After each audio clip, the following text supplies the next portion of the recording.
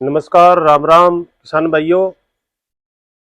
हमारे किसान देश किसान यूट्यूब चैनल किसान पाठशाला में सभी किसान भाइयों का स्वागत। किसान भाइयों, खेती बाड़ी के साथ साथ जो हमारे किसान भाई है वो सहायक धंधे के रूप में अपने व्यवसाय को अपना करके अतिरिक्त आमदनी किस प्रकार प्राप्त कर सकते हैं।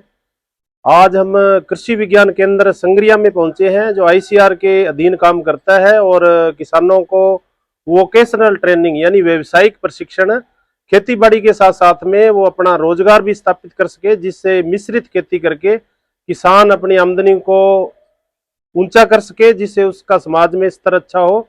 तो आज हम थोड़ा सा पोल्ट्री के बारे में बात करेंगे। खेती बाड़ी के साथ साथ में घर पर भी मुर्गी पालन है वो किस प्रकार किसान कर सकते हैं। कृषि विज्ञान केंद्र के एक वरिष्ठ वैज्ञानिक, वरिष्ठ डॉक्टर हमारे साथ जुड़े हुए हैं, उनसे बातचीत करेंगे। नमस्कार डॉक्टर साहब। नमस्कार जी। शुभ नाम अपना बताएं। डॉक्टर मुकेश कुमार।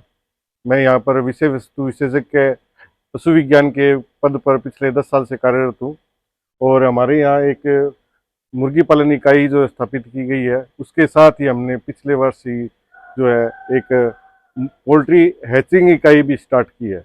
जी जी जो कि मेरे मानना है कि हनुमानगढ़ जिले में एक यूनिक जो है इकाई है और साथ में ये अपने किसानों के लिए बड़ा लाभदायक सिद्ध होगी। इसमें हमारे पास जो है ब्लैक एस्ट्रोलोप और रोड आइसलैंड रेड, दो प्रकार की हमारे पास जो है मुर्गियां हैं और इन मुर्गियों से जो अंडे प्राप्त होते हैं, इन अंडों को है हाइजेनिकली इनको साफ किया जाता है और फिर उनको हाइजेनिकली साफ सफाई के साथ मशीन के अंदर स्थापित किया जाता है। डॉक्टर साहब, चैनल पर हमारे लाखों किसान भाई दर्शक देख पा रहे हैं, तो प्लीज अपना मोबाइल नंबर बताएं। जी, मेरा मोबाइल नंबर 9928800416, ये मेरा व्हाट्सएप नंबर है। अगर आपको किसान यदि आपसे जानकारी लेना चाहते हो तो कृषि विज्ञान केंद्र में आप आकर के और डॉक्टर साहब से मिलके जो एक नई तकनीकी यहाँ पर स्थापित की है मुर्गी पालन के अंतर्गत, तो डॉक्टर साहब से मिलके आप इनसे बातचीत कर सकते हैं। जी, और यहाँ पर आप अपने आपके पास किसी भी तरह की मुर्गियों के अंडे हैं, किसी भी नस्ल के मुर्गियों के अंडे हैं, टर्की के, क्वेल के, और आपके पास अगर डक के अंडे हैं वो आप यहाँ पे रखवा सकते हैं। जी जी और उनके उनकी जो इंक्यूबेशन टाइम है। डॉक्टर साहब, जो एक नया सिस्टम स्थापित हुआ है, प्लीज थोड़ा सा एक बार दोबारा बताएं, यहाँ पर कौन सी नस्ल है मुर्गी की। हमारे पास ब्लैक एस्ट्रोलोप और रोड आइसलैंड रेड है। जी जी इसके साथ साथ हमारे पास कुछ इंडियन गूज भी हैं जो कि पौंड के ऊपर ही रहते हैं मोस्टली। और इसके साथ हमारे पास जो ये पोल्ट्री हैचिंग इकाई है, इसमें जो ये 2500 एग की कैपेसिटी की मशीन है, ये फुल्ली ऑटोमेटिक। बड़ी खेती बाड़ी के साथ साथ में किसान, ये बड़ा मुश्किल वाला काम नहीं है, उसके साथ साथ में घर पे रख के इनको पाल सकते हैं।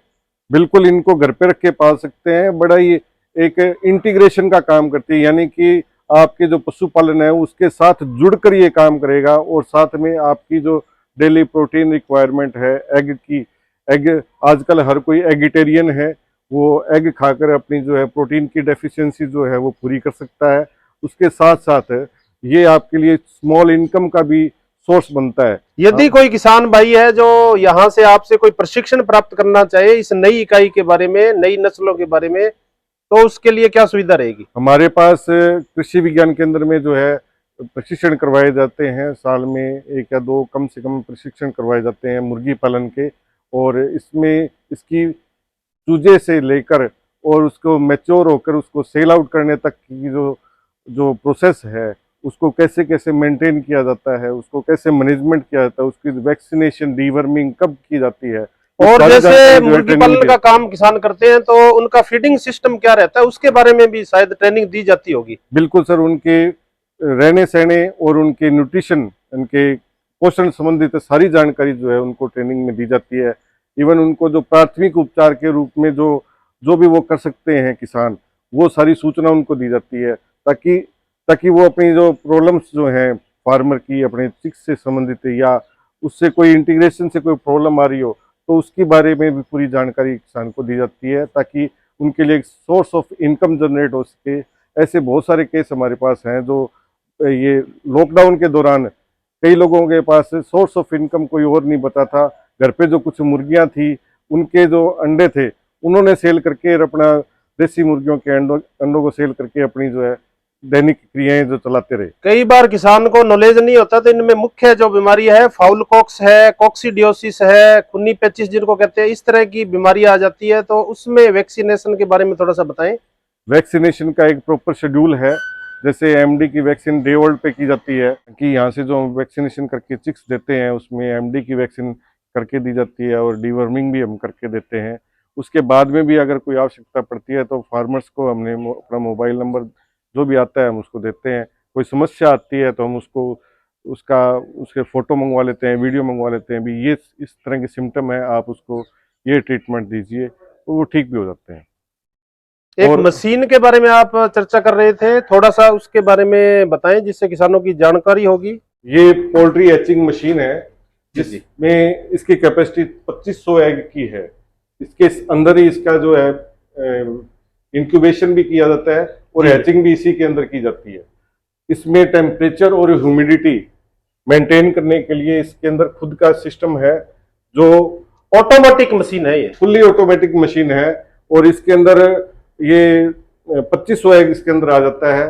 और जो टेम्परेचर है 99.7 99 से 100 डिग्री सेल्सियस फारेनहाइट का जो टेम्परेचर है और 85 के आसपास की ह्यूमिडिटी का जो जिस भी बर्ड के लिए उपयुक्त है वो बर्ड का जो अंडा है इसके अंदर रखा जा सकता है और उसको क्या है कि चूजा निकाला जा सकता है इस मशीन के अंदर। अगर हमें कोई और टेम्परेचर चाहिए तो उसके लिए इसके टेम्परेचर की सेटिंग जो है उसको हमें चेंज करना पड़ेगा। फिर उसके दूसरी स्पीसीज का भी हम जो है यानी कि उसके अंडों से चूजे निकाल सकते हैं। मशीन का थोड़ा सा नीचे का पार्ट दिखाई जिसमें आप कह रहे थे अंडे से जो चूजा निकलता है। ये जो ट्रॉली है इस ट्रॉली के अंदर जो है अंडे रखे जाते हैं लास्ट के 3 दिन में। जी जी। शुरुआत के 15 दिन में अभी आपको मशीन खोल के दिखाता हूं। शुरुआत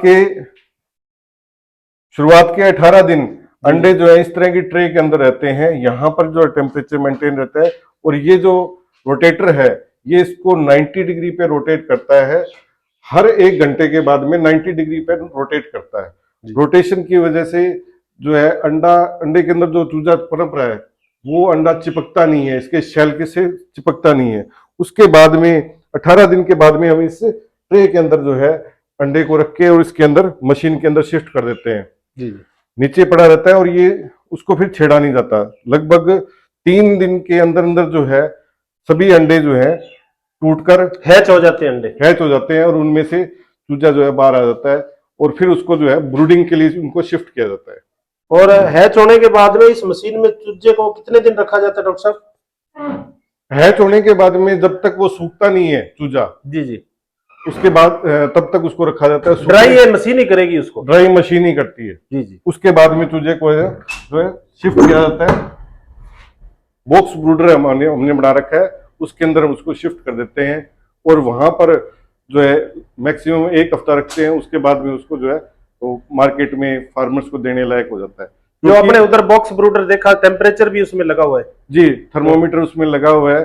उसको लाइट जो बल्ब है वो उससे हम उसके टेम्परेचर को मेंटेन करते हैं। दिन में जैसे टेम्परेचर बढ़ जाता है तो बल्ब को हटा देते हैं और ऊपर का बॉक्स जो है खोल देते हैं। रात के टाइम बॉक्स बंद कर देते हैं, बल्ब भी एक्स्ट्रा ऑन कर देते हैं। उस ब्रूडर में कितने टाइम रखते हो सर? 1 वीक रखते हैं। वहां से निकालने के बाद में जो आपका पोल्ट्री फार्म बना हुआ है या ओपन फील्ड में कितने टाइम रखते हो? वैसे तो ब्रूडिंग टाइम जो है 45 डेज का होता है, पर बॉक्स ब्रूडर के अंदर हम उसको 1 हफ्ते तक रखते हैं और साथ में वहां पर उसकी डीवर्मिंग और वैक्सीनेशन वगैरह कंप्लीट करने के बाद में फार्मर्स को देने लायक हो जाता है। और यदि कोई किसान इस तरह का जो आपका नया सिस्टम है इसको अपनाना चाहता है तो यहाँ कृषि विज्ञान केंद्र संग्रिया से आप उनको चूजे उपलब्ध करवा देते हो? जी, उपलब्ध करा सकते हैं। और कोई फार्मर अपने अंडे लाकर इसमें रखना चाहे तो भी ऑन कॉस्ट हम जो है इसमें अंडे रख सकते हैं। जैसे मेल फीमेल किसान अपने घर पे लेके जाता है तो आगे जो उनके बच्चे पैदा होंगे वो घर पे ही उनके हो सकते हैं या यहाँ लाना पड़ेगा अंडे को? क्योंकि देखिए रख तो वो खुद भी निकाल सकता है नेचुरल जो इंक्यूबेशन हैचिंग के थ्रू, पर जितने दिन तक मुर्गी है सेवे बैठती है, सेवा बोलते हैं उसको, या इंक्यूबेशन पीरियड, उस दौरान जो है मुर्गी अंडा नहीं देती। जी जी। उसके बाद में भी काफी दिन तक जो है चूजे को उसके पंखों में छुप के रहना पड़ता है, इतने देर तक मुर्गी अंडा नहीं देती। और वो जो लॉस है वो फार्मर को काफी ज्यादा होता है। अगर वो उस मशीन का इस्तेमाल करके और अंडे से चूजे निकालता रहे तो उसको और ज्यादा बेनिफिट मिलेगा, और जो अंडे का जो लॉस है वो उसको नहीं होएगा। इस मशीन का यही पर्पज है। रोड आइसलैंड मुर्गी की अपने बात करें तो इनकी जो अंडा देने की उम्र है क्या है, और वर्ष में कितना अंडा उत्पादन है? ये 20 हफ्ते की उम्र के बाद में जो है एग प्रोडक्शन स्टार्ट हो जाता है। उसके बाद में ये एग प्रोडक्शन करती रहती हैं, proper feed, proper diet, vaccination पे चलती रहें तो ये 220 से प्लस ही अंडा देती है, कम नहीं देती है। कुछ अगर पूरी अनुकूल स्थिति अगर बनाई जाए तो ये 250 से ऊपर भी अंडे दे देती हैं। ब्लैक एस्ट्रोलोप दूसरी ब्रीड जो है ये काफी हार्डी ब्रीड है। ये टेम्परेचर को और ठंड को, दोनों हाई और लो टेम्परेचर को सहन करने की अच्छी क्षमता रखती है, और ये उसके बावजूद भी हमें ठीक ठाक एग प्रोडक्शन दे देती है। ये 180 के आसपास एग प्रोडक्शन ईयरली दे देती है। यदि न्यूट्रिशन वैल्यू की बात करें तो बाजार में जो मुर्गी की बात करें उसका चिकन है, और ये दो नस्लों की चिकन की बात करें तो न्यूट्रिशन वैल्यू में डिफरेंस क्या रहेगा? डिफरेंस ये है कि उनको एक छोटे टाइम के अंदर ज्यादा फीड खिलाकर और उनको तैयार किया जाता है, और वो काफी हाइब्रिड टाइप के होते हैं। उनका फीड जो है, उसका जो मांस है वो एक टाइम के बाद में हार्ड फाइब्रस हो जाता है, जबकि इसका जो मीट है वो कई साल तक मुर्गा बड़ा भी हो जाए, 2-3 साल का भी हो जाए, तो भी उसका मीट जो है फाइब्रस नहीं होता, खाने में सॉफ्ट और प्लाइबल रहता है, बहुत अच्छा रहता है। प्रोटीन वैल्यू भी इसमें ज्यादा रहेगी क्या? प्रोटीन वैल्यू भी अच्छी रहती है। इनकी जो है मसल्स जो हैं वो ज्यादा अच्छी होती हैं, फैट परसेंटेज इनमें कम होता है। कहने का भावार्थ है जब ये घर से फिटिंग करेगा किसान के यहाँ जो उपलब्ध चीजें होगी तो ऑटोमेटिक ही उसमें नेचुरल रूप से प्रोटीन ज्यादा होगी। जी, आप ये देखें कि घर पे अगर आप 20-30 मुर्गियां रख रहे हैं, चूजे रख रहे हैं, तो वो आपके एक स्कैवेंजर, सफाई कर्मचारी का भी काम करती है। आपके किचन वेस्ट, आपके घरों में जो पशु हैं उनके जो चींचड़ है, किलियां वगैरह जो भी हैं, जो भी परजीवी उनको तंग कर रहे हैं, बाह्य परजीवी, उनको वो खा के और आपको एक क्वालिटी मीट एग जो है वो आपको प्रोड्यूस करके देती है। तो मेरे ख्याल से बैकयार्ड पोल्ट्री, घर के अंदर जो छोटे स्तर पर जो मुर्गियां पाली जाती हैं, वो एक किसान के लिए एक बड़ा ही फायदे का सौदा होता नजर आ रहा है। और जो घरेलू मक्खियां हैं वो भी बहुत सारी बीमारियां लेकर के आती है, उनको भी ये नियंत्रण करता है। अगर इन मुर्गियों को अगर उनका लार्वा मिल जाता है तो ये उसको भी खा जाती है, और इससे घरेलू मक्खियों की जो संख्या है वो भी कंट्रोल हो जाती है। फीड के बारे में थोड़ा सा डॉक्टर साहब बताएं, ये जो मुर्गियों का फीड है किस तरीके से तैयार करते हो आप यहाँ कृषि विज्ञान केंद्र में? ये वैसे तो हम बाहर से परचेज करते हैं, इसको घर पे भी तैयार किया जा सकता है। उसके पूरे ट्रेनिंग के दौरान हम जो हर कंपोनेंट है वो उसको डिस्कस करके और उसको फार्मर किसान को पूरी ट्रेनिंग दी जाती है। और जिसके अंदर जो है मेन कंपोनेंट जो है मक्का है, और मक्के के अलावा फिश मील, राइस मील, इस तरह के जो प्रोडक्ट है, सोयाबीन मील, ये इस्तेमाल किए जाते हैं। और साथ में कुछ दवाइयां भी ऐड की जाती है, कोक्सीडियोस्टैट ऐड किए जाते हैं, जो कि क्या बीमारियों से मुर्गियों को आगे उम्र में बचाते हैं। तो जो कमर्शियली जो अवेलेबल फीड होता है उसमें दवाइयां भी मिली होती हैं, जो कि उस एनिमल बर्ड्स के लिए काफी बेनिफिशियल होती हैं। डॉक्टर साहब थोड़ा सा ये बताएं, कई जगह हमने जयपुर में ट्रेनिंग प्राप्त की, वहां पर मुर्गी पालन के अंदर अजोला को फीड के रूप में काम में लेते हैं, प्रोटीन उसमें 25 से 30% होता है, उसके बारे में थोड़ा सा बताएं।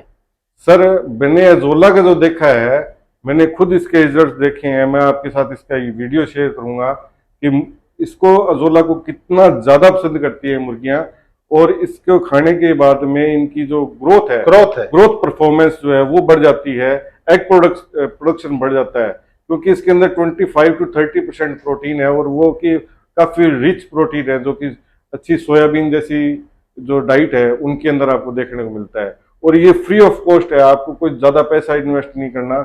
और अजोला जो है इसका बड़ा ही अच्छा रिजल्ट है। यदि ये इकाई किसान घर पे लगा देता है तो उसको जो है बहुत ही अच्छा फीड उसको मिलता है बिल्कुल, मुर्गी की। ना केवल मुर्गियों के लिए, बकरियों और गायों के लिए, भैंस के लिए भी इसको इस्तेमाल किया जा सकता है। वैसे तो आप लोग जानते हैं चावल की खेती में भी इसका इस्तेमाल किया जाता है अजोला को, जी, जो जी। नाइट्रोजन फिक्सेशन करके और पानी के अंदर जो नाइट्रोजन धान में विशेष रूप से। हाँ जी, चावल की खेती के अंदर धान में इसको इस्तेमाल किया जाता है। और एक पशुओं डॉक्टर में तो साहब मैं इसका आपसे किया ये प्रश्न पूछना चाहता हूँ, जितने भी मुर्गी पालन का लोगों ने काम किया लगभग वो प्रोग्राम है जो फेल हो गए, उसका मेन कारण क्या है? जी, एक तो सर हमारी दिल्ली से दूरी, क्योंकि इसका मीट का मार्केट जो है वो दिल्ली है। जी जी और जो बीच में जो ब्रोकर्स जो हैं वो जो इनकम है वो उसको खा जाते हैं। जी जी तो फार्मर्स का जिनका डायरेक्ट लिंक है, जो पुरानी फार्मिंग कर रहे हैं, उनका अच्छा चल रहा है। पर जो नए फार्मर जुड़ते हैं, खासकर ब्रॉयलर फार्मिंग के अंदर, उनको प्रॉब्लम देखने को मिलती है। पर ये जो बैकयार्ड पोल्ट्री फार्मिंग है, इसमें इतनी प्रॉब्लम नहीं आती है। उनका जो प्रोडक्ट है, जो है मुर्गा है या अंडा है, वो मोस्टली गांव में बिक जाता है। जो गांव में और खाने वाले हैं, जो रख नहीं पाते, वो उनको लेके खरीद के और अच्छी कीमत पे उनको मिल जाती है, अच्छी इनकम भी उनको मिल जाती है। बहुत बहुत धन्यवाद डॉक्टर साहब, इतने आपने एक नई जानकारी दी किसानों के लिए और वास्तव में उनके एक इनकम का स्रोत होगा, न्यूट्रिशन वैल्यू है वो भी अच्छी मिलेगी। और बहुत बहुत धन्यवाद आपका। धन्यवाद। जय जवान जय किसान। जय जवान जय किसान। और किसान भाइयों, वीडियो आपको कैसा लगा ज्यादा से ज्यादा लाइक करें, शेयर करें। जो चैनल पर नए जुड़े हुए हैं चैनल को सब्सक्राइब करें। नमस्कार जी, राम राम जी।